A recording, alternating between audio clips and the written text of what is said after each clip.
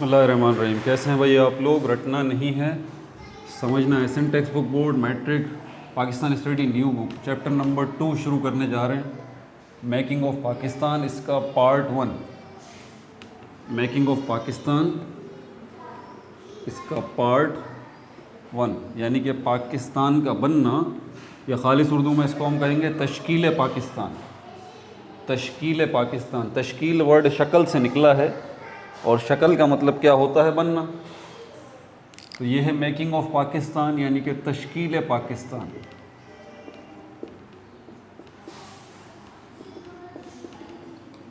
ठीक है भाई, तो कॉपी पेंसिल ले लीजिए, लेक्चर को नोट करना है और मुस्कुराते रहना है। आगे बढ़ने से पहले फिर दोबारा आपको रिमाइंड करा दूं, अगर आपके हाथ में ये पाकिस्तान स्टडी की बुक नहीं है तो ये वीडियो आपके लिए बेकार है, या इसका PDF आपने नहीं खोला हुआ तो भी ये वीडियो आपके लिए बेकार है। रजिस्टर नहीं है, आप लेक्चर नोट नहीं कर रहे, ये वीडियो आपके लिए बेकार है।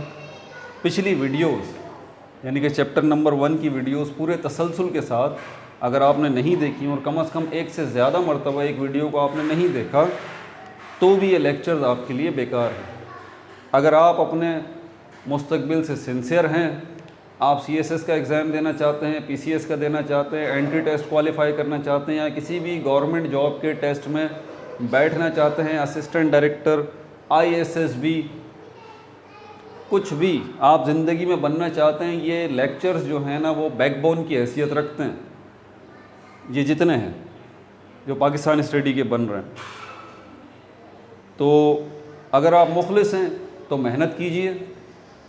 हल्के बच्चों का यहाँ काम नहीं है, यहाँ पर ज़िद्दी बच्चों का काम है। बहुत ज़्यादा ज़िद्दी जो हैं कि नहीं सर हम सीखेंगे, समझ में नहीं आएगा दोबारा वीडियो को देखेंगे, रोक रोक के देखेंगे, दूसरी दफ़ा समझ में नहीं आएगा वीडियो को तीसरी दफ़ा देखेंगे, लेक्चर को नोट भी करेंगे और जैसा आप बता रहे हैं वैसा ही करेंगे। तो ये chapter number 2 making of Pakistan, तश्कील पाकिस्तान, पाकिस्तान का बनना, इसमें 10 मेन हेडिंग्स हैं। वो 10 मेन हेडिंग्स आपको समझ में नहीं आएंगी अगर आपने ये तफसीलात सुनी नहीं जो कि मैं अभी आपको बताने जा रहा हूँ। इनको ज़रा एक साइड पे आप नोट कर लीजिए। नंबर 1 पे है हमारे पास क्रिएशन ऑफ यूनिवर्स। ये हमारा टॉपिक होगा आज का। ये मैं साइड में लिख के रखूँगा, कोशिश करूँगा कि ये बताता रहूँ।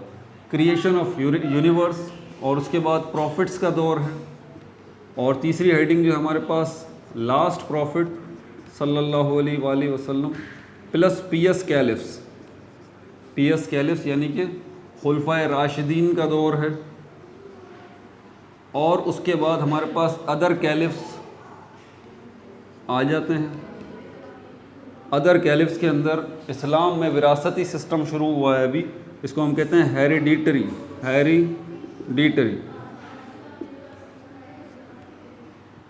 इसको हम डिस्कस करेंगे। उसके बाद फाइनली हम देखेंगे इस्लाम इन इंडिया। इंडिया में इस्लाम कब आया, कैसे आ गया, और आखिर में फिर हम देखेंगे मेकिंग ऑफ पाकिस्तान को। मेकिंग ऑफ पाकिस्तान, पाकिस्तान का बनना। अब गौर तलब बात यह है कि यहाँ पर creation of universe, profits, last profit plus PS caliphs और अदर कैलिफ्स, और ये इस्लाम इन इंडिया, फिर मेकिंग ऑफ पाकिस्तान क्यों आ रहा है?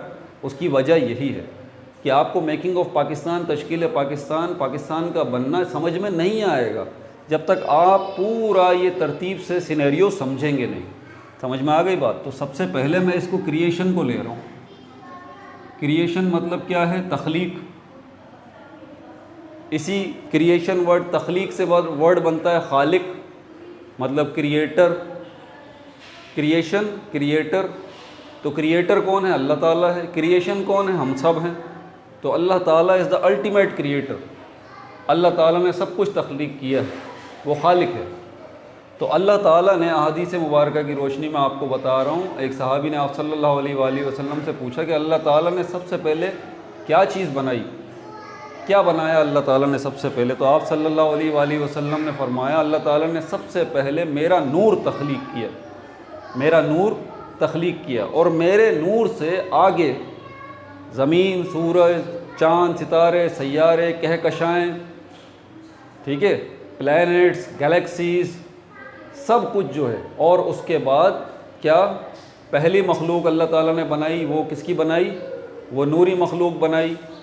उसके बाद यानी कि फ़रिश्ते, एंजल्स, उसके बाद जो नूर से बनी, उसके बाद दूसरी मखलूक अल्लाह ने बनाई जिसको हम क्या कहते हैं, नारी मखलूक, जो नार से बनी यानी कि आग से बनी यानी कि जिन्नात। और तीसरी मखलूक जो अल्लाह ताला ने बनाई वो खाक से बनी, वो खाकी कहलाई यानी कि ह्यूमंस, इंसान।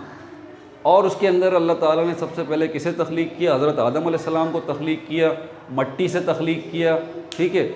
और जन्नत में ही उनका पैर भी बनाया यानी कि अम्मा हव्वा को भी तख्लीक किया। रिवायात से पता लगता है कि हज़रत आदम अलैहिस्सलाम की पसली से, रिब से अम्मा हव्वा की तख्लीक हुई। समझ में आ रही है बात आपको? ये पहला पैर था, ये पहला इंसानों का पैर था। याद रहे कि ज़मीन पर उस वक्त कुछ भी नहीं था, ज़मीन पर उस वक्त कुछ भी नहीं था। अगर आपको ये सारी बातें डिटेल के साथ सुननी है तो फिर आप पिछली चैप्टर की ideological of basis of Pakistan का पार्ट 1 निकाल लीजिए, उसमें पूरी डिटेल मैंने बताई है, ठीक है। अभी तो मैं सिर्फ एक ओवरव्यू दूंगा, ठीक है। तो बात को ज़रा समझिएगा, हमें यहाँ से यहाँ पर आना है मेकिंग ऑफ पाकिस्तान तक। तो क्रिएशन ऑफ यूनिवर्स की बात हो गई, पहली मखलूक की बात हो गई यानी कि एंजल्स, दूसरी मखलूक की बात हो गई यानी कि जिन्नात, तीसरी मखलूक की बात हो गई यानी कि इंसान। और उसमें पहले इंसान हज़रत आदम अलैहिस्सलाम और दूसरा इंसान कौन बना? अम्मा हव्वा। ये पहला कपल था और ज़मीन पर कोई इंसान आबाद नहीं था। उसके बाद जन्नत से ये दोनों ज़मीन पर आए, अम्मा हव्वा और हज़रत आदम अलैहिस्सलाम। और उसके बाद इनके बच्चे पैदा हुए, फिर उनके बच्चे पैदा हुए, उनके बच्चे, उनके बच्चे, उनके बच्चे, उनके बच्चे, और इस तरह करोड़ों अरबों साल बाद आज जो आपको दुनिया में जितने भी इंसान नज़र आ रहे हैं, हमारे ईमान के मुताबिक ये सारे के सारे इंसान, चाहे वो अल्लाह ताला को मानते हैं या नहीं मानते, जानते हैं या नहीं जानते, हज़रत आदम अलैहिस्सलाम को मानते हैं, जानते हैं, नहीं जानते, लेकिन ये बात तय है हमारे ईमान के मुताबिक कि ये सारे इंसान जितने भी हैं, चाहे मर्द हों, औरत हों, कुछ भी हों, जितने इंसान हैं, वो सारे इंसान हमारी ज़मीन पर अब जो मौजूद है वो किससे? पहला पैर कौन सा था? हज़रत आदम अलैहिस्सलाम और अम्मा हव्वा, ये पहला पैर था। इनके बच्चे हुए, आगे सिस्टम चलता रहा। अब आगे चलते हैं, ये तो हमारी क्रिएशन ऑफ यूनिवर्स की बात हो गई, ठीक है। ज़मीन पर हज़रत आदम अलैहिस्सलाम और अम्मा हव्वा आ गए और उसके बाद नस्ल इंसानी का आगाज़ हो गया। दूसरा टॉपिक हमारा प्रॉफिट्स का है। प्रॉफिट्स क्या हैं? नबी हैं, पैगंबर हैं, अल्लाह ताला का पैगाम लेकर आए हैं ज़मीन के ऊपर। तो ये नबी, पैगंबर, रसूल जो हैं, ये कौन है? ये इंसान है, पहली बात है। अब जब मैं नबी, पैगंबर, इन सबको इंसान कह रहा हूँ तो एक बात तो तय है, जितने भी नबी, पैगंबर, रसूल दुनिया में आए हैं सब के सब वो इंसान हैं, डेफिनेटली इंसान हैं। तो वो भी किसकी औलाद हैं? वो भी हज़रत आदम अलैहिस्सलाम की औलाद ही हैं। ये बात जहन में रखिएगा। हज़रत आदम अलैहिस्सलाम और अम्मा हव्वा की नस्ल से ही आगे सिस्टम चला है और उन्हीं में से, उन्हीं इंसानों में से अल्लाह ताला ने कुछ इंसानों को क्या बनाया? नबी बनाया, कुछ इंसानों को रसूल बनाया, कुछ इंसानों को पैगंबर बनाया। और सबसे पहले नबी, रसूल और पैगंबर जो थे प्रॉफिट्स में, वो कौन थे? खुद हज़रत आदम थे, हज़रत आदम अलैहिस्सलाम। ये पहले पैगंबर थे। कौन से थे? फर्स्ट, बज़ाते खुद। लास्ट कौन से थे? आपको पता है इस बात का, आखिरी नबी सल्लल्लाहु अलैहि वसल्लम। उसके बाद उम्मत नबूवत का सिस्टम बंद हो चुका, ख़ातिमुल अंबिया हैं हज़रत मोहम्मद सल्लल्लाहु अलैहि वसल्लम। नबूवत का सिस्टम तमाम हो गया, अब कोई नबी नहीं आएगा। तो पहले नबी से लेके आखिरी नबी तक लगभग कितने पैगंबर जो है वो, कितने रसूल, कितने नबी जो है वो अल्लाह ताला ने मबऊस फरमाया इंसानों की हिदायत के लिए, फलाह व बहबूद के लिए। 1,24,000, लगभग 1,24,000, 1,24,000, 1,24,000। और इनमें सबसे पहले कौन से थे? हज़रत आदम थे। सबसे लास्ट कौन से थे? हज़रत मोहम्मद सल्लल्लाहु अलैहि वसल्लम। इस बात को ज़रा समझिए। अब जो लास्ट हैं हज़रत मोहम्मद सल्लल्लाहु अलैहि वसल्लम, इनसे पहले सेकंड लास्ट जो नबी आए हैं ज़रा उनको समझें। मैं कह रहा हूँ इनकी डिटेल्स अगर आपको देखनी है तो चैप्टर नंबर 1 की शुरू की वीडियोस निकालें, ये सारी तफसीलात मैंने तफसील से बताई, यहाँ तो सिर्फ ओवरव्यू दे रहा हूँ। सेकंड लास्ट जो पैगंबर आए अल्लाह के, वो कौन से आए थे? हज़रत ईसा अलैहिस्सलाम। हज़रत ईसा अलैहिस्सलाम। तो हज़रत ईसा अलैहिस्सलाम कौन से थे? ये बड़ा अहम टाइम पीरियड है। हज़रत ईसा अलैहिस्सलाम सेकंड लास्ट थे, यानी कि आप सल्लल्लाहु अलैहि वसल्लम से पहले हज़रत ईसा अलैहिस्सलाम आए थे। अब आपसे कोई पूछे कि आखिरी नबी कौन से हैं, आपको पता है। आपसे कोई पूछे कि भाई सेकंड लास्ट नबी कौन से हैं, यानी कि लास्ट से जो पहले आए वो हज़रत ईसा अलैहिस्सलाम है। क्लियर हो गई यहाँ पर बात? इस पॉइंट को समझना बहुत ज़रूरी है। फिर मैंने आपको ये बताया था कि हज़रत ईसा अलैहिस्सलाम की दुनिया में आने के बाद, यानी कि जिस लम्हे, जिस दिन, जिस घंटे हज़रत ईसा अलैहिस्सलाम दुनिया में तशरीफ़ लाए, उसी लम्हे, उसी दिन, उसी घंटे वक्त जो है वो 2 हिस्सों में डिवाइड हो गया। टाइम जो है वो 2 हिस्सों में डिवाइड हो गया। हज़रत ईसा अलैहिस्सलाम के दुनिया में आने से पहले का जितना भी वक्त है, हज़रत ईसा अलैहिस्सलाम के दुनिया में आने से पहले का जितना भी वक्त है, कहाँ तक का वक्त? हज़रत आदम अलैहिस्सलाम तक। हज़रत ईसा अलैहिस्सलाम से लेके हज़रत आदम अलैहिस्सलाम तक पीछे जाइए। बिफ़ोर, इसको हम कहेंगे बिफ़ोर ईसा अलैहिस्सलाम, बिफ़ोर क्रिस्ट, बिफ़ोर जेसस। समझ में आ रही है बात आपको? तो यहाँ से हज़रत ईसा अलैहिस्सलाम से पीछे चले तो हज़रत आदम अलैहिस्सलाम तक का जितना टाइम पीरियड है ये कहलाता है BC। फिर मैंने आपको ये बात भी बताई थी कि हज़रत ईसा अलैहिस्सलाम को अंग्रेज़ी ज़बान में क्रिस्ट कहा जाता है। 2 नाम हैं हज़रत ईसा अलैहिस्सलाम के, ज़रा सुन लीजिएगा। क्रिस्ट भी कहते हैं हज़रत ईसा अलैहिस्सलाम को, और जेसस भी कहा जाता है। समझ में आ रही है बात? Christ and Jesus. तो BC के फुल वर्ड्स आप देख लें। बिफ़ोर क्रिस्ट, हज़रत ईसा अलैहिस्सलाम के दुनिया में तशरीफ़ लाने से पहले का जितना भी वक्त है वो क्या है? बिफ़ोर क्रिस्ट, यानी कि BC। ठीक है भाई। अब हज़रत ईसा अलैहिस्सलाम के दुनिया में तशरीफ़ लाने के बाद का जितना वक्त है जो अब तक चल रहा है वो क्या कहलाता है? वो कहलाता है AD। क्या कहलाता है वो?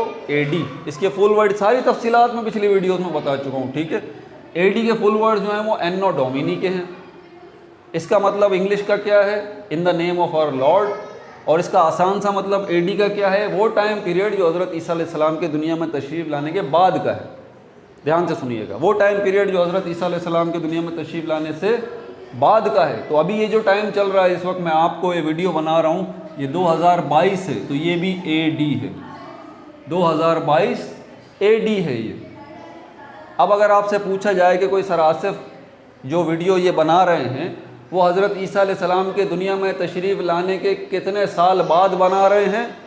2022वें साल पे आसिफ साहब ये वीडियो बना रहे हैं। दोबारा सुन लीजिएगा, आसिफ साहब कब ये वीडियो बना रहे हैं? हज़रत ईसा अलैहिस्सलाम के दुनिया में तशरीफ़ लाने के 2022वें साल पे ये वीडियो बन रही है। अब हज़रत ईसा अलैहिस्सलाम सेकंड लास्ट है, तो लास्ट जो पैगंबर हैं, लास्ट हमारे हज़रत मोहम्मद सल्लल्लाहु अलैहि वसल्लम, एग्जैक्टली हज़रत मोहम्मद सल्लल्लाहु अलैहि वसल्लम वो भी जो है वो किस टाइम पीरियड के अंदर आए हैं? AD टाइम पीरियड के अंदर, क्योंकि लास्ट है ना। ज़रा समझिएगा, पहले कौन आ गए? हज़रत ईसा अलैहिस्सलाम। उनके पहले आने की वजह से AD टाइम पीरियड शुरू हो चुका, और इसी टाइम पीरियड में, AD टाइम पीरियड में आगे जाके तकरीबन कितने साल बाद? 571वें साल, 571 AD। याद आया कुछ?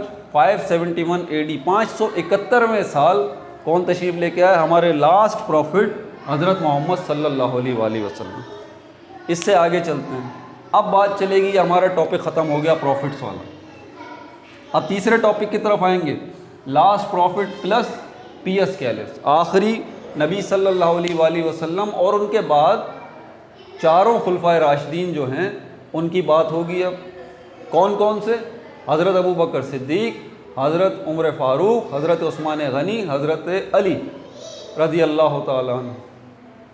इनकी बात होगी। तो ये पिछली वीडियोस में तफसील बता चुका हूँ। अब यहाँ पर मैं सिर्फ इसका ओवरव्यू दे के आगे बढ़ूँगा। अब जो कुछ भी होने जा रहा है ये मत भूलिएगा आप, last profit, PS caliphs, other caliphs, Islam in India, making of Pakistan, और ये वीडियो ये सब का सब किस में आ रहा है, ये एडी में आ रहा है, एनो डोमिनी में आ रहा है, ये मत भूलिएगा। आगे चलते हैं।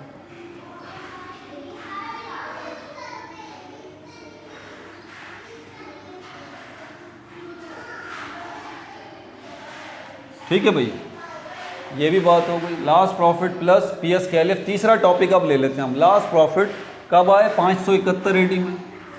571 एडी में आप सल्लल्लाहु अलैहि वसल्लम दुनिया में तशरीफ़ लाए। 610, अब 571 से आगे भी तो टाइम बढ़ेगा ना। 571 एडी में आप सल्लल्लाहु अलैहि वसल्लम की उम्र मुबारक क्या थी? 1 साल। 572 एडी हुआ होगा, आप 2 साल के हो गए हैं, 3 साल के, 4 साल के। और 571 से फिर 600 भी तो हुआ है। 610 एडी, 610 एडी ये वो साल है जब हुजूर पाक सल्लल्लाहु अलैहि वसल्लम की उम्र मुबारक 40 साल थी और आपने जो है वो ऐलान नबूवत किया था, डेक्लरेशन ऑफ प्रॉफिटहुड ऐलान किया था बाकायदा। पहले ऐलान नहीं किया था, पब्लिक में नहीं बताया था लोगों को।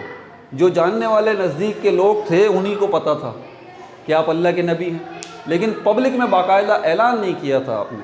ठीक है, तो 610 एडी में आपने डेक्लरेशन ऑफ प्रॉफिटहुड किया, ऐलान नबूवत किया, बाकायदा ऐलानिया लोगों को बता दिया कि भाई मैं अल्लाह का नबी हूँ और मेरा मकसद दुनिया में आने का ये है। उसके बाद आपने तबलीग शुरू की और 622 एडी आ गया। इतनी तकलीफ़ें उठानी पड़ी कुफ़ार की वजह से मक्के में कि अल्लाह के हुक्म से आपने मक्के से मदीने की तरफ हिजरत की। यहाँ से हमारा पहला साल शुरू होता है, 622 एडी से हिजरी शुरू होता है। ये सारी तफसीलात मैं पिछली वीडियोस में बता चुका हूँ। हिजरात, ये हिजरी साल हमारा इससे शुरू होता है 622 एडी से। उसके बाद 622 एडी इक्वल टू 1 हिजरात। ठीक है, और उसके बाद क्या होगा? उसके बाद 632 एडी आया। 632 एडी आप सल्लल्लाहु अलैहि वसल्लम ने दुनिया से पर्दा फरमाया। ठीक है, दुनिया से पर्दा फरमाया। और उसके बाद इसी साल देखें, लास्ट प्रॉफिट पीएस कैलिफ, खुलफाए राशिदीन, पहले खलीफा अव्वल फिर आए। आप सल्लल्लाहु अलैहि वसल्लम ने दुनिया से पर्दा फरमा लिया था। अब खिलाफत का सिस्टम शुरू होता है।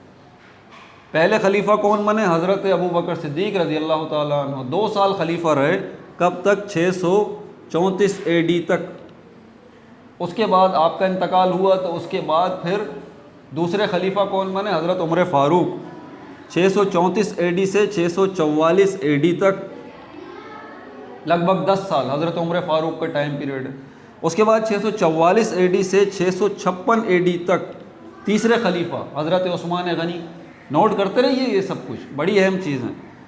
सबसे बड़ा टाइम पीरियड हज़रत उस्मान गनी का था, 12 साल का। उसके बाद हज़रत अली आए थे 656 से 661 तक।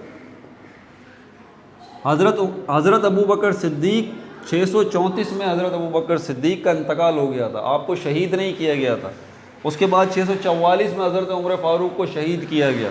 656 में हज़रत उस्मान को शहीद किया गया और 661 में हज़रत अली को भी शहीद कर दिया गया।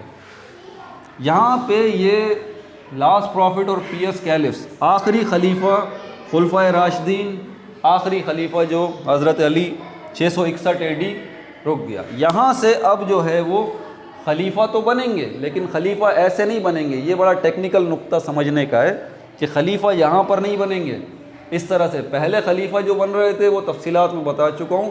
पहले खलीफा बन रहे थे सलाह मशवरे से। ऐसा नहीं था कि बाप का बेटा जो है वो खलीफा होगा। खलीफा का मतलब आपको पता होना चाहिए, जैसे किंग है, सुल्तान है, बादशाह है, सुल्तान है, वज़ीर आज़म है, सदर है, ये क्या हैं? ये टाइटल हैं भाई। किसी भी मुल्क के सरबराह के ये टाइटल हैं। तो इस्लामी मुमलिकत के सरबराह का जो टाइटल था वो खलीफा था।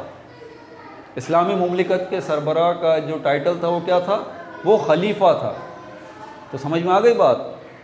तो ये नहीं होता था पहले कि बाप का बेटा जो है वो सरबराह हुकूमत बनेगा, सरबराह मुमलिकत बन जाएगा, नहीं, ऐसा नहीं होता था। बल्कि खुलफाए राशिदीन जो है जितने भी आए वो सहाबाए कराम के सलाह मशवरे से आए, मजलिस शूरा के फ़ैसले से आए। मजलिस शूरा वो मजलिस थी जिसमें बड़े बड़े सहाबाए कराम मौजूद थे और उन्होंने आपस में मशवरा करके, सलाह मशवरा करके हज़रत अबू बकर सिद्दीक़ को खलीफा नामज़द किया। उसके बाद हज़रत उमर फ़ारूक भी इसी तरह खलीफा बने और इस तरह हज़रत उस्मान भी इसी तरह खलीफा बने और हज़रत अली भी इसी तरह खलीफा बने। ये सिस्टम जो था सलाह मशवरा करने के बाद खलीफा की नामज़दगी, ये यहाँ पर ख़त्म हो गया 661। उसके बाद यहाँ पर हमारे पास फैमिलीज़ जो हैं इनमें खिलाफत चली, तफसीलात में बता चुका हूँ। फैमिलीज़, पहली फैमिली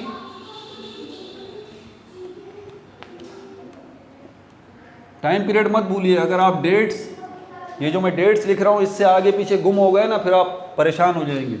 तो 661 हज़रत अली की शहादत हुई, यहीं से अब पाँचवें खलीफा जो बने थे हज़रत इमाम हसन बने थे, हज़रत इमाम हसन रज़ी अल्लाह ताला अन्हो।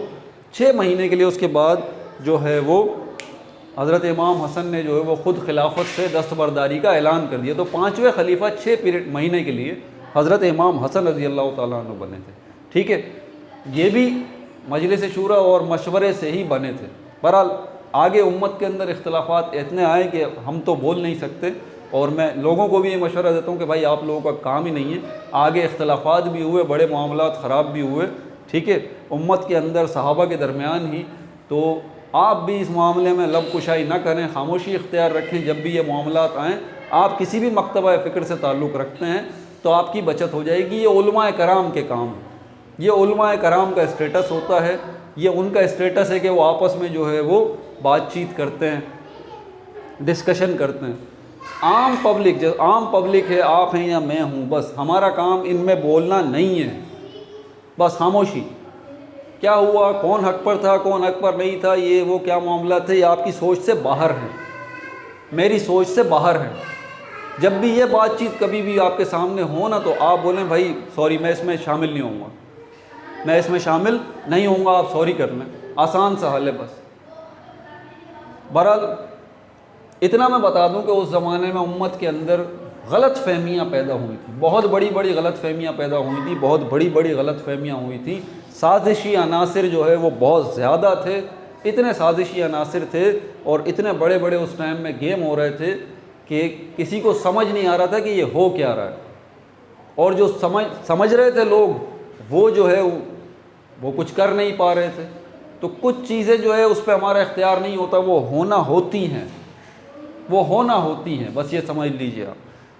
तो मेरा ईमान ये है कि यहाँ पर किसी का ज़ाती कोई रंजिश नहीं है, कुछ भी मामला नहीं है, लेकिन यहाँ पर जो है वो बस क्या कहना, गलत फहमियाँ बहुत थी, जिसके नतीजे ये निकले। बहरहाल इसको ख़त्म करते हैं, आगे चलते हैं। 661 AD से फर्स्ट फैमिली कौन सी चली?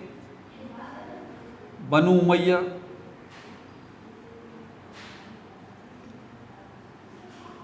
बनु उमैया, याद रहे कि बनु उमैया के पहले खलीफा जो थे वो हज़रत अमीर मुआविया रज़ी अल्लाह ताला अन्हु थे, पहले खलीफा।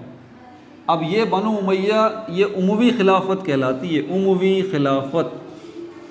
याद रहे कि बनु उमैया से उमवी खिलाफत शुरू होती है, हज़रत अमीर मुआविया खलीफा, उसके बाद उनका बेटा, उसके बाद उनका बेटा, उसके बाद उनका बेटा, उनका बेटा, उनका बेटा, उनका बेटा।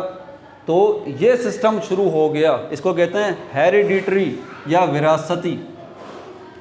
विरासती, बाप की विरासत बेटे के पास आ रही है। कौन सी विरासत आ रही है? खिलाफत की, यानी कि बादशाहत की। तो ये सिस्टम चला, तो ये उमवी खिलाफत चली थी, ठीक है। और ये कब से कब तक चली थी? अब ज़रा डेट नोट कर लीजिएगा, 661 से 749 तक, इस टाइम पीरियड की। अब ये जो 661 से 749 आप देख लें कितने साल बन रहे हैं। तो इसमें काफ़ी सारे खलीफा आए, उमवी खलीफा काफ़ी सारे आए, ठीक है। बहरहाल ये इख्तिताम हो गया पहली खिलाफत। अब ये शुरू कर रहे हैं हम अदर कैलिफ्स हेरिडिटरी विरासत। पहले खलीफा बनु उमैया, पहली खिलाफत बनु उमैया की शुरू हुई। ये फैमिली जो है इसके खलीफा बनते रहे, इस फैमिली के खलीफा कब तक चले? 749 तक। उसके बाद दूसरी हेरिडिटरी खिलाफत शुरू हुई जिसको कहते हैं बनु अब्बास। बनु अब्बास, बनु अब्बास, इसको अब्बासी खिलाफत भी कहा जाता है, अब्बासी खिलाफत। तो ये दूसरी फैमिली थी बनु अब्बास की। अब इनका टाइम पीरियड कहाँ से शुरू होगा? जब इनका ख़त्म हुआ था 749 से लेके ये आगे टाइम पीरियड इनका चल रहा है। अभी ये नोट कर रखा है मैंने, ज़रा मैं देखता हूँ इसको, डेट्स इनकी।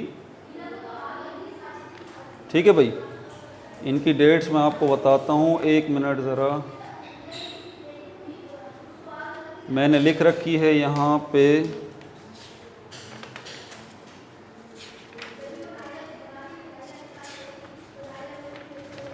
ये लगभग जो है वो, हाँ ये मैंने लिखा हुआ है, ये 1258 तक चली है। 1258 AD तक बनु अब्बास की खिलाफत किसी ना किसी तरह, यानी कि इस फैमिली के ही खलीफा आते रहे। ठीक है, अबुल अब्बास पहले खलीफा इस फैमिली के थे। उमवी अब्बासी खिलाफत के पहले खलीफा अबुल अब्बास थे, इन्हीं के नाम से ये अब्बासी खिलाफत है। अबुल अब्बास के फिर बेटे खलीफा बने, फिर उसके बेटे खलीफा बने, उसके बेटे खलीफा बने, उसके बेटे खलीफा बने। ये सारी डिटेल मैं पिछली वीडियोस में बता चुका हूँ। बहरहाल तो देखें इनका टाइम पीरियड बहुत बड़ा है। कितना बड़ा टाइम पीरियड है? 749 से लेके 1258 तक। उसके बाद तीसरी, ये दूसरी खिलाफत हो गई। तीसरी खिलाफत जो है वो फातिमी खिलाफत चली है। यहाँ पर इंटरेस्टिंग फैक्टर आपको एक बता दूँ, ये ज़रा ये डेट ज़हन में रखिएगा, 749 से लेके 1258 तक अब्बासी खिलाफत चली है। इसी अब्बासी खिलाफत के दौरान ही, जी मेरे अल्फाजों को ज़रा याद रखिएगा, इसी अब्बासी खिलाफत के दौरान ही फातिमी खिलाफत का आगाज़ हुआ था। यानी कि उम्मत में अब दो तरफ खलीफा चल रहे थे, दो साइड पे खलीफा चल रहे थे, एक अब्बासी खलीफा, दूसरी तरफ फातिमी खलीफा। टाइम पीरियड बताता हूँ आपको। ये खिलाफत, फातिमी खिलाफत कहाँ से शुरू हुई थी? ये मिस्र से शुरू हुई थी, इजिप्ट से। और मिस्र जो है अफ्रीका का एक मुल्क है। तो फातिमी खिलाफत का ज़रा टाइम पीरियड देखिएगा, इसलिए कंफ्यूज मत होइएगा। फातिमी खिलाफत, इनका टाइम पीरियड ज़्यादा नहीं रहा। तीसरी फैमिली जो आई फातिमी खिलाफत, ये 909 AD से 909 AD से ये 1171 AD तक बस। अब आप देखिए कि ये फातिमी खिलाफत जो है वो बनी, वो अब्बासी खिलाफत के दौरान ही बनी। आप देख लें 749 से 1258 के दरमियान ही 909 आ रहा है और 1171 आ रहा है। तो अब्बासी खिलाफत के दौरान ही फातिमी खिलाफत बनी और ख़त्म भी हो गई। ठीक है, उसके बाद चौथी खिलाफत जो शुरू होती है वो अर्तुगरुल ड्रामा, आपने देखा होगा अर्तुगरुल ड्रामा। अब उस्मानी खिलाफत, याद आया कुछ? देखा होगा अर्तुगरुल ड्रामा। अर्तुगरुल का बेटा उस्मान, ठीक है, और अर्तुगरुल का बाप कौन? सुलेमान। तो सुलेमान वो शख्स था, उसका बेटा अर्तुगरुल, लेकिन उसके बाद उनका जो बेटा था सुलेमान, उससे ये उनका जो बेटा था उस्मान, पहले सुलेमान फिर अर्तुगरुल और उसके बाद उस्मान। तो उस्मान जो था असल में ये था उस्मानी खिलाफत की बुनियाद रखने वाला, सही मायनों में। ठीक है, स्टार्ट तो सुलेमान के ज़माने अर्तुगरुल ने ले लिया था, लेकिन इसको सही मायनों में एक खिलाफत का बनाने वाला, एक हुकूमत का स्टाइल देने वाला वो उस्मान था, यानी कि अर्तुगरुल का बेटा उस्मान। इसी से चलती है उस्मानी खिलाफत। इसको इंग्लिश में कहा जाता है ऑटमन एम्पायर, उस्मानी खिलाफत, उस्मानी खिलाफत, उस्मानी खिलाफत। ये कहाँ से शुरू हो रही है भाई? कहाँ पे हमने एंड किया था, भूले तो नहीं? अब्बासी खिलाफत को भूलिएगा नहीं। 1258, 1258, ये 1258 से ही लगभग शुरू हुई है, 1258। अब यहाँ थोड़ी कन्फ्यूजन है एक्चुअली, अब ज़रा ध्यान से सुनिएगा, कन्फ्यूज़ मत हो जाइएगा। इसकी डिटेल में मैं जाना अभी चाहता नहीं हूँ। पहले खलीफा से पहले सुल्तान थे, खलीफा से पहले कौन थे? सुल्तान थे, उसके बाद खलीफा बने। देखें ये दो टाइटल हैं, ये दो टाइटल हैं। सरबराह मुमलिकत, किसी मुल्क का सरबरा या तो सुल्तान कहलवाएगा अपने आप को, या खलीफा कहलवाएगा अपने आप को, या वज़ीर आज़म कहलवाएगा अपने आप को, या बादशाह कहलवाएगा अपने आप को। ये तो टाइटल हैं ना किसी मुल्क के। तो उस्मानी खिलाफत में शुरू में सुल्तान आए थे, वो अपने आप को खलीफा नहीं कहते थे, ये बात जहन में रखिएगा। वो अपने आप को खलीफा नहीं कहते थे। पहले सुल्तान चले हैं उस्मानी खिलाफत के अंदर, फिर खिलाफत का सिस्टम शुरू हुआ है। ये लगभग शुरू हुआ था 1517 में। उस्मानी खिलाफत के पहले खलीफा, सुल्तान का टाइटल इन्होंने ख़त्म कर दिया था और खलीफा बन गए थे सलीम अव्वल, इनका नाम था सलीम अव्वल, नोट कर लीजिए। तो पहले खलीफा उस्मानी खिलाफत में कब? 1517 में। उस्मानी खिलाफत शुरू कब हुई है? 1258 में। कब? जब अब्बासी खिलाफत ख़त्म हुई है 1258 में। क्लियर हो गई ये बात? हाँ, आप ज़रा रिलैक्स हो के एक बात और भी सुन लें। हाँ, परेशान मत हो, लेकिन ये ज़रूरी है ताकि कोई और बोलेगा तो वो बोलेगा कि यार सर को देखो उल्टी सीधी पढ़ा रहे हैं। भाई ऐसा नहीं है, बच्चों के लेवल पे मैं खुल के बात नहीं कर सकता, मेरी मजबूरी है, क्या करूँ। तो बहरहाल 1258 नहीं है, ये 1299 है। ये टाइम पीरियड है असल में उस्मानी खिलाफत का, 1299। अब 1258 और 1299 ये तो मैंने आपको सिर्फ कनेक्शन एक बनाने के लिए जो है ना, क्योंकि अब्बासी खिलाफत ख़त्म हुई 1258 में, मैंने बोला यहीं से शुरू कर दें 1258 से, तो बच्चे परेशान नहीं हो, एक तसलसल कायम रहे कि हाँ भाई अब्बासी खिलाफत ख़त्म हुई, उस्मानी खिलाफत शुरू हो गई। लेकिन हकीकत ये बात है, इसमें और इन डेप्थ सिस्टम है, वो अभी मैं नहीं बता सकता। कि 1258 में नहीं, 1299 में उस्मानी हुकूमत का आगाज़ हुआ। उस्मानी खिलाफत तो नहीं कहूँगा, उस्मानी हुकूमत का, सल्तनत उस्मानिया का आगाज़ हुआ उस्मान के अहद में। उसके बाद उस्मान के बाद उसका बेटा, फिर उसका बेटा, फिर उसका बेटा, फिर उसका बेटा, फिर उसका बेटा, और इसी की नस्ल में से 300 साल बाद, 200 साल बाद 1517 में जाके इसी की नस्ल में से कौन? सलीम अव्वल, उसने अपने आप को सुल्तान का टाइटल हटा के खलीफा शुरू कर दिया, खलीफा शुरू कर दिया। फिर टाइम आगे बढ़ता रहा, सलीम अव्वल जो है पहला खलीफा उस्मानी खिलाफत का, और उसके बाद दूसरा खलीफा, तीसरा, चौथा, पांचवा, सिस्टम चलता रहा। 1517 से 1600 हुआ, 1700 हुआ, 1800 हुआ, 1900 हुआ और 1924 हुआ। 1924, अब ये याद रखिएगा कि वो हमारी खिलाफत आगाज़ कब हुआ था? हमारी खिलाफत का 634 AD में। पहले खलीफा हज़रत अबू बकर सिद्दीक, आखिरी खलीफा 634 में पहले खलीफा हज़रत अबू बकर सिद्दीक। 600 से 700 हुआ, 800 हुआ, 900, 1000, 1100, 1200, 1300, 1400, 1500, 1600, 1700, 1800, 1900 और 1924 में आखिरी खलीफा, इस्लाम के आखिरी खलीफा 1924 में थे। आखिरी खलीफा 1924 में। 1924 में फिर खिलाफत का सिस्टम ख़त्म हो गया था, खिलाफत का सिस्टम ख़त्म हो गया था, खिलाफत का सिस्टम ख़त्म हो गया था। उसके बाद अब तक कोई खलीफा नहीं है हमारी किसमें? इस्लाम, मुसलमानों के अंदर कोई खलीफा है? आपने सुना है कहीं? नहीं। खिलाफत का सिस्टम 1924 में ख़त्म हो गया। तो ये अदर कैलिफ्स और हेरिडिटरी विरासती सिस्टम जो है, इसमें जो खलीफा चलते रहे वो मैंने डिटेल बता दी। पहले खलीफा, पहली फैमिली कौन सी थी? बनु उमैया। दूसरी फैमिली कौन सी थी? बनु अब्बास। तीसरी फैमिली या उसी के दरमियान एक बीच में फैमिली आई, वो कौन सी थी? फातमी खिलाफत। चौथी फैमिली कौन सी थी? उस्मानी खिलाफत।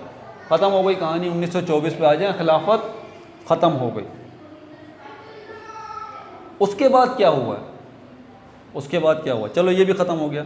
अब ये ज़रा देख लें, इस्लाम इन इंडिया, ये हमारा अगला टॉपिक है। अब इंडिया में इस्लाम आया कैसे? तो सवाल ये पैदा होता है इस्लाम शुरू कहाँ हुआ था?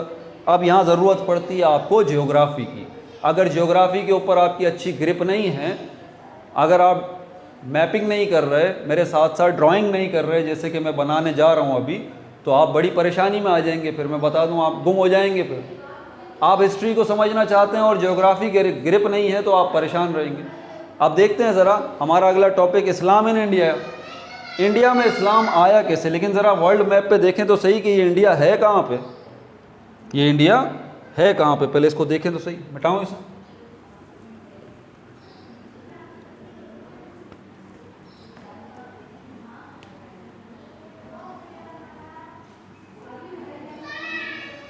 आपको पता है कि हमारी अर्थ जो है ये इतनी बड़ी अर्थ है। हमारी अर्थ जो है इस पर 7 कॉन्टिनेंट्स हैं, पहले मैं बता चुका हूँ, 7 बर्रे आज़म हैं, ठीक है। लेकिन उससे पहले ज़रूरी बात समझाने के लिए क्या है कि आपको पता होना चाहिए, मैप या नक्शा कोई भी होता है तो उसको सबसे पहले आपको डायरेक्शंस का कैसे पता चलेगा कि नॉर्थ कहाँ है, साउथ कहाँ है, ईस्ट कहाँ है, वेस्ट कहाँ है, कैसे पता चलेगा? बड़ा आसान है।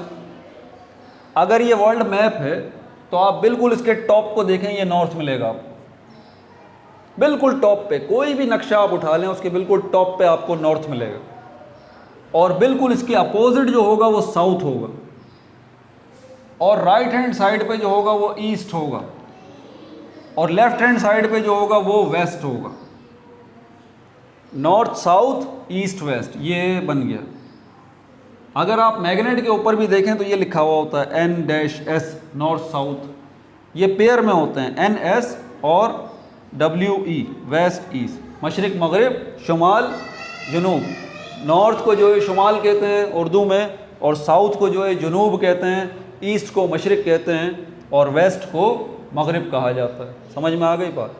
अब यहाँ पर हमें ये देखना है कि ये जो 7 बर्रे आज़म हैं हमारी दुनिया में किस जगह पर है। हो सकता है ये 7 के 7 बर्रे आज़म नॉर्थ पे हों हमारे वर्ल्ड के मैप पे। ये 4 डायरेक्शंस हैं ना, इन 4 डायरेक्शंस में किस जगह पर है 7 बर्रे आज़म? क्या नॉर्थ में है, क्या साउथ में है, क्या ईस्ट में है, क्या वेस्ट में है? 2 बर्रे आज़म आपको बता दूं, ये रहे, एक बर्रे आज़म ये, दूसरा बर्रे आज़म ये है नॉर्थ अमेरिका। डिटेल में पिछली वीडियो में बार बार कह रहा हूँ, बता चुका हूँ, ये है नॉर्थ अमेरिका। इस पूरे कॉन्टिनेंट का नाम देखें आप, नॉर्थ अमेरिका क्यों रखा गया है? ये नॉर्थ के पास है, ये साउथ के पास है, तो इसको, इस अमेरिका को कहा गया है साउथ अमेरिका। साउथ अमेरिका, इस नॉर्थ अमेरिका के अंदर बहुत सारे मुल्क आते हैं, ये पूरा कॉन्टिनेंट है। साउथ अमेरिका जो है इसमें भी बहुत सारे मुल्क आते हैं, ये पूरा कॉन्टिनेंट है। नॉर्थ अमेरिका के अंदर USA आ जाता है, United States of America, Mexico आ जाता है, ठीक है। ये 2 बड़े मुल्क और भी हैं इसके अंदर, इस नॉर्थ अमेरिका में आ जाते हैं, USA, मैक्सिको, ठीक है, और भी हैं। ये जो साउथ अमेरिका कॉन्टिनेंट है, अगर आपको फुटबॉल से लगाव है तो फुटबॉल में आपको याद होगा ब्राज़ील, चिली, वेनेजुएला, अर्जेंटाइन, ये नाम सुने आपने? ये सारे मुल्क कहाँ आते हैं? साउथ अमेरिका कॉन्टिनेंट में आते हैं। 2 कॉन्टिनेंट हो गए, 5 रह गए, 5 रह गए। 5 में से एक जो सबसे आसान है, जिसको हम क्या कहते हैं, उसको हम कहते हैं एंटार्कटिका, बर्फ़ का बर्रे आज़म है। ये आपको यकीनन याद होगा, ये इस साइड पे है, बिल्कुल नॉर्थ में, ये रहा एंटार्कटिका, ANT लिख देता हूँ उसके बाद, एंटार्कटिका। 3 बर्रे आज़म हो गए। अब हमें लोकेट करना है बाकी के 4 बर्रे आज़म कहाँ हैं। ये 4 बर्रे आज़म आपस में जुड़े हुए हैं। इन चारों में जो सबसे बड़ा बर्रे आज़म है, सॉरी, इनमें से 3 बर्रे आज़म जुड़े हुए हैं आपस में, और 3 बर्रे आज़म में से, बल्कि सारे बर्रे आज़मों में से सबसे बड़ा बर्रे आज़म या कॉन्टिनेंट वो एशिया है। तो अब देखें, मैं उसको ज़रा बनाने जा रहा हूँ, यहाँ पर आप ध्यान लगाइए। ये हमारे पास एशिया आ गया, इसी के साथ ये यूरोप लगता है छोटा सा, और इसी के नीचे ये अफ्रीका लगता है। ये क्या हो गया? एशिया। ये क्या हो गया? यूरोप। ये क्या हो गया? अफ्रीका। ठीक हो गया। ऑस्ट्रेलिया जो 7वां बर्रे आज़म है वो यहाँ अलग थलग सा है, ऑस्ट्रेलिया। अब मैं आपसे ज्योग्राफी अगर पूछूं, मैं आपसे पूछूं भाई ये बता दें ज़रा आप कि वर्ल्ड मैप पे एंटार्कटिका कहाँ है? आप बोलेंगे नॉर्थ में है। मैं आपसे पूछा हूँ नॉर्थ अमेरिका कहाँ है, आप बोलेंगे भाई नाम से ही पता लग रहा है कि दुनिया का जो नॉर्थ है उसी साइड पर ये नॉर्थ अमेरिका लगता है, यानी कि यहाँ पर लगभग। साउथ अमेरिका इस जगह पर है। एशिया, यूरोप और अफ्रीका ये कुछ थोड़ा सा, यूरोप जो है थोड़ा सा नॉर्थ की साइड पे लगता है, एशिया जो है वो थोड़ा सा साउथ और ईस्ट की साइड पे लगता है, अफ्रीका जो है वो साउथ की साइड पे लगता है। अब मैं आपसे मौसम का हाल पूछता हूँ तो आप मुझे यकीनन बता सकते हैं। कैसे बता सकते हैं, मैं आपको बताऊँ। एंटार्क्टिका बर्फ़ पड़ती है, इसका मतलब जितना आप नॉर्थ की तरफ जाएंगे, जितना आप नॉर्थ की तरफ जाएंगे सर्दी बढ़ती चली जाएगी, तभी तो एंटार्क्टिका में बर्फ़ पड़ रही है भाई। अब आप देखें यूरोप जो है वो नॉर्थ की तरफ थोड़ा थोड़ा लग रहा है नज़दीक, तो यूरोप में क्या होगा, यूरोप में ज़्यादातर क्या होगी, सर्दी होगी। यूरोप में ज़्यादातर क्या होगी, सर्दी होगी। उसके बाद फिर अफ्रीका नीचे की तरफ आ रहा है, तो अफ्रीका में देखें गर्मी पड़ती है। एशिया आधा नॉर्थ की तरफ है, आधा साउथ की तरफ है, तो एशिया में देखें कई जगह, कुछ जगहों पे सर्दी पड़ती है, थोड़ी जगहों पे, लेकिन ज़्यादा जगहों पे गर्मी पड़ती है, बहुत ज़्यादा। अब यहाँ पर इस्लाम इंडिया में कैसे आया, हमारा टारगेट जो है वो ये 3 कॉन्टिनेंट है, इनको मत भूलिएगा। इंडिया कहाँ है, एशिया में। इस्लाम कहाँ से उठा, सऊदी अरब से, वो कहाँ है, वो भी एशिया में है। तो सऊदी अरब जो है वो भी एशिया में है और इंडिया जो है वो भी एशिया में है। अब अगला टॉपिक मेकिंग ऑफ पाकिस्तान है, पाकिस्तान का बनना। तो पाकिस्तान जो है वो कैसे बना, किन लोगों से हमने पाकिस्तान को छीना, क्या हिंदुओं से, नहीं हिंदुओं से तो नहीं छीना। कौन सी कौम थी वो जो उस ज़माने में इंडिया पर हुकूमत कर रही थी जब हमने पाकिस्तान बनाया, कायद आज़म और अल्लामा इकबाल ने। ज़रा सोचिएगा 1947 में, 1947 में, इस दौर में 1947 में, 1947 में कौन सी कौम थी और वो कहाँ से आई थी? क्या वो हिंदू थे? नहीं, हिंदू तो इंडिया में ही है। क्या मुसलमान थे? नहीं, वो भी इंडिया में ही है। मुसलमान इंडिया में कहाँ से आए वो तो हम बाद में देखेंगे कि सऊदीया से वो मुसलमान इधर कहाँ कैसे आ गए इंडिया में, इसको तो बाद में देखेंगे। पहले ये देखेंगे वो जो तीसरी कौम है जिसने आके यहाँ पर हुकूमत की, जिससे हिंदुओं और मुसलमानों दोनों ने आज़ादी हासिल की, यानी कि अंग्रेज़ों से। वो कहाँ से है पता है आपको? वो यूरोप से है। ये रहा यूरोप। और यूरोप के भी बिल्कुल एंड में ये लगता है, इसको हम कहते हैं यूके। इसको इंग्लैंड भी कहा जाता है, यूके भी कहा जाता है, इंग्लिस्तान भी कहा जाता है, यूनाइटेड किंगडम या इंग्लैंड। समझ में आ रही है बात आपको? यूनाइटेड किंगडम या इंग्लैंड। यहाँ से लोग यहाँ पर आए, कहाँ पर? ये रहा एशिया और एशिया के अंदर ये रहा इंडिया। इंडिया के साथ जो है वो लगता है अफ़गानिस्तान और ईरान के साथ ये लगता है अरब। तो अरब से तो मुसलमान यहाँ से निकल के यहाँ इंडिया की तरफ आए और उसके बाद यूके से निकल के, इंग्लैंड से निकल के अंग्रेज़ यहाँ पर इंडिया की तरफ आए। बात समझ में आ रही है? किस दौर में ये आना जाना हुआ, इसकी तफसीलात मैं आपको अगले पार्ट में बताऊंगा। यहाँ तक इसको रोकना है अभी। इस्लाम इन इंडिया ये अभी टॉपिक रहता है, तब जाके आपका सही मायनों में कनेक्शन बनेगा इस चैप्टर का। अपना बहुत ज़्यादा ख्याल रखिएगा। इस वीडियो को बार बार देखिए, ठीक है? No like, no subscribe, only share.